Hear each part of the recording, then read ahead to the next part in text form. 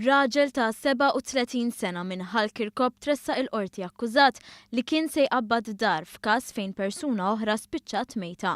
Aaron Kassar minn Kirkop u li ma jaħdimx kien akkużat ukoll b'serq ta' karozza u li huwa riċediv.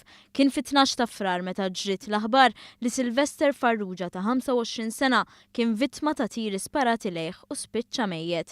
Jum wara tressaq il-qorti akkużat b'dan il-qtil Deniro Magri ta' 37 sena u wieġeb mhux ħati u ġustifika l-aġir tiegħu billi qal li ra tnejn minn nies resqin lejn ir-residenza tiegħu fis-satra tal-lejl u aġixxa biex jiddefendi ruħu. Fil-qorti qal li wieħed mis-suspettati kellu oġġett li ħasbu bomba.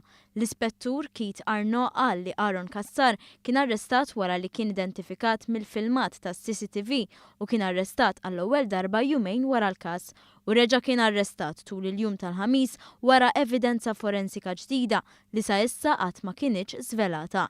Innotat ukoll kif tul l-interrogazzjoni l-akkużat irrifjuta li jwieġeb il-mistoqsijiet għalkemm qed jiġħad l-involviment tiegħu fil-każ.